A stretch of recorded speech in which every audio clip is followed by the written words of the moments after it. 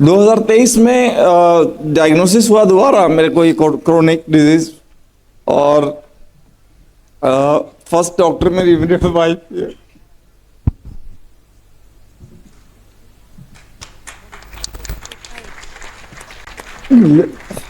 लेकिन ठीक है, थोड़ा सा अपने आप को कंट्रोल करना पड़ेगा।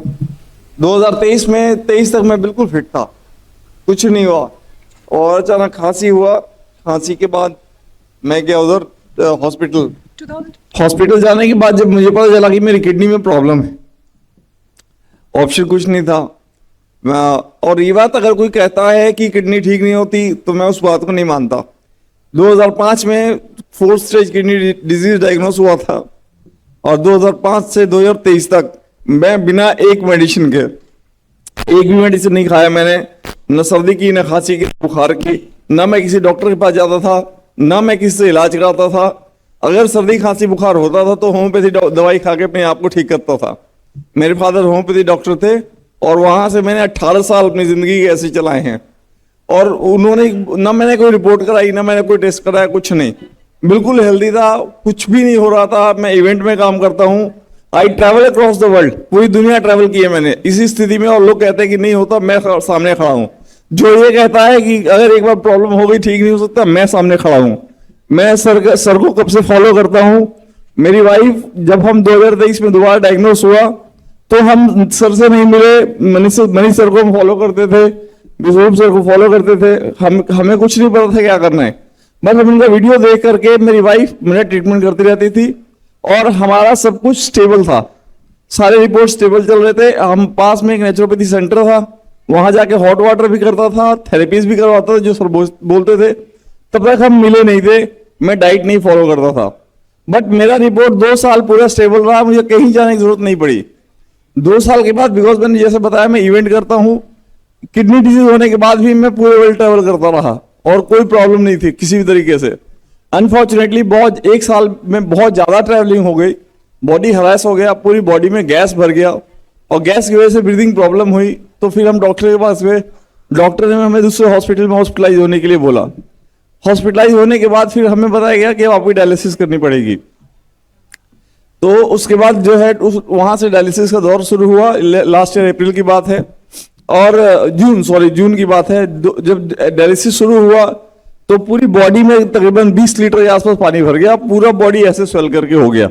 उसके पहले मेरे बॉडी के अंदर एक भी सिम्टम नहीं था। जब से मेडिसिन शुरू हुई थी बीपी की, उसके बाद स्वेलिंग वगैरह शुरू हुआ था।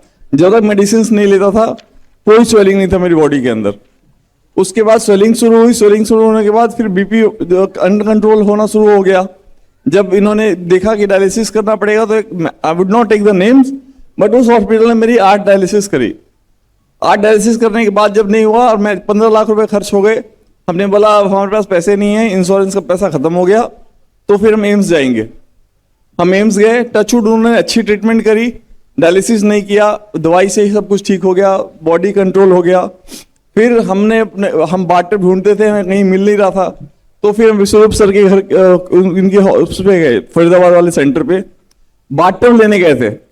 किस्मत हमारी देखिए, सर वहीं रिसेप्शन पे खड़े मिल गए हमारे को। और हम पिछले 2 साल से मिलने की कोशिश करते, मिल नहीं पा रहे थे। वहीं सर खड़े हुए रिसेप्शन पे मिले, हमने सर से बात की। सर हमें मतलब ही सो हम्बल, सो जेंटल कि हमें ले आके अपने कॉन्फ्रेंस रूम में बताया, सारी चीजें बताई।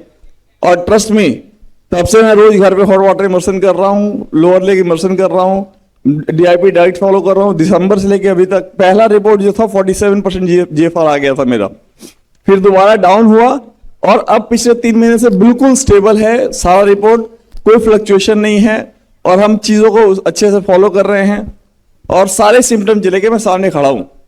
बीपी मेरा जो 170 180 से नीचे नहीं आता था, 240 तक जाता था, आज 130/60, 140/72 ऐसे रहता है। तो I am really thankful to my wife. Sir sorry, मैं पहले वाइफ को बोलूंगा बिकॉज इनिशियल के 2 साल में इसने ही ट्रीटमेंट करी मेरी, घर होम ट्रीटमेंट। और अभी भी सर के गाइडेंस में और मैडम के गाइडेंस में हम लोग घर पे काम ट्रीटमेंट कर रहे हैं। We don't go anywhere, because आप लोगों की वजह से बहुत सारी चीजें, और जितने लोग ठीक हो रहे हैं, मतलब मैं अपना एग्जाम्पल बताता हूँ, समझने वाली बात है। जैसे एक जख्म लगने के बाद कट के ठीक हो जाता है, वैसे अंदर का सेल है वो भी करके ठीक हो जाता है। बहुत वीडियो देखता हूँ आप लोगों के अगेंस्ट, और उन सबको बोलता हूँ कि जो जिसको मिलना है मेरे से आके मिल ले, मेरे से पूछ ले कि रिपोर्ट क्या होता है और कैसे होता है, मैं बताता हूँ। Thank you sir. जब उस दिन हमारी मुलाकात तो ऐसी ही हुई थी कैजुअली, हाँ रैंडम हो गई थी, और तब मैं देखा कि कितने ज़्यादा परेशान है। मैं आई कुड अंडरस्टैंड, अगर मैं इनकी जगह होता तो मैं भी इतना परेशान होता, जबकि हमें क्लियरली पता है कि ये करने से आसानी से ठीक हो जाएंगे। और जिनको रिपोर्ट देखने का शौक है, रिपोर्ट भी यहाँ सामने है। पहले क्रेटिनिन 3.65 था, अब क्रेटिनिन नॉर्मल हो गया 1.66। पहले ये EGFR 22 था, 47 पे आ गया, डबल के करीब हो गया, हाँ 36। Yes, I would like to say something. First of all, I would like to express my gratitude to Dr. Sir, Biswarup Sir, Manish Acharya Sir, and पूरे इस टीम को। एम्स के पास 2005 में है ना डायग्नोस हुआ, तो उस वक्त भी आंसर नहीं था उनके पास, उस टाइम भी यही था, विल वेट एंड वॉच। और आज भी जब अभी पिछले साल इनको जब मैंने डिस्चार्ज कराया तो भी इनका सेम आंसर है, वेट एंड वॉच। बहुत सारी चीज़ें कॉम्प्लिकेशंस डेवलप हो गई, हार्ट के सैक में पानी भरना, लंग्स में पानी भर जाना, पूरे बॉडी में पानी भर जाना, ये कहीं ना कहीं मतलब चीज़ों को याद नहीं रख पा रहे थे, बड़बड़ाना, बोलना, ब्रेथलेसनेस चल रही थी। और मैंने इनको हॉस्पिटल के अंदर आईसीयू के अंदर डॉक्टर कैसे इनको वेंटिलेटर तक पहुंचा दिया, मैंने लाइव देखा हुआ है। इसीलिए डॉक्टर के अंदर एलोपैथिक मतलब देखा जाए तो सिर्फ इट्स एन इमरजेंसी के लिए है और किसी चीज़ के लिए नहीं है। अगर लाइफस्टाइल डिजीज है, क्रॉनिक डिजीज है, तो हमें अपने लाइफस्टाइल को सुधारने की ज़रूरत है और कुछ भी करने की ज़रूरत नहीं है। डाइट ठीक करना है, और सर ने जैसे DIP diet, zero fold therapy और टाइम एज मेडिसिन, बस इनको करके मैंने ये रिजल्ट देखा। और बीपी के लिए मैं एक और चीज़ बोलना चाहूँगी, मैंने ये DIP diet religiously last 3 month से फॉलो कर रही हूँ, फिर भी थोड़ा बहुत बीपी शूट अप करता था, अराउंड 160, 170, कभी कभी 250 भी चला जाता है जब इनको एक इवेंट में एक्सर्शन ज़्यादा हो जाता है।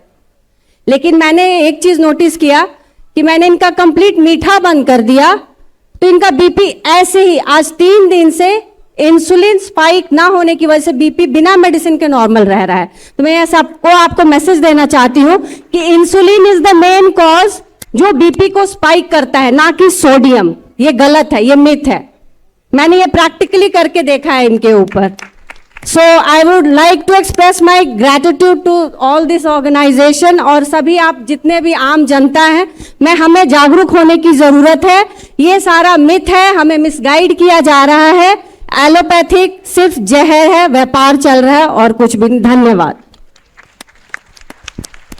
आपने मोटिवेट किया, ना केवल अपने आप को ठीक किया, आपने एक मैसेज भी दिया कि आप जैसे और भी जो पेशेंट्स हैं, जो भी हमें देख रहे हैं, वो सब भी घर बैठे ही ठीक हो सकते हैं। आप घर बैठे ही ठीक हुए, आप ना तो हमारे क्लिनिक आए ना हॉस्पिटल गए। तो ये बड़ा मैसेज है कि बड़ी से बड़ी दिखने वाली बीमारी आसान से आसान तरीके से घर पे ही ठीक हो सकती है, घर पे भी नहीं, घर पे ही। तो ये आसमान लाना पड़ेगा। एक चीज और है कि मेरी वाइफ ने डिसाइड किया है कि सर की तीनों कोर्स करके सबकी सर के साथ काम करेंगे। अच्छा है कि आपने एग्जाम्पल देखा, तो आप दुनिया में कंट्रीब्यूट करना चाहते हैं, most welcome. Thank you, thank you. बड़ी से बड़ी बीमारी का आसान से आसान इलाज घर बैठे ही हो सकता है। अधिक जानकारी के लिए कांटेक्ट करें drBRC clinic@home।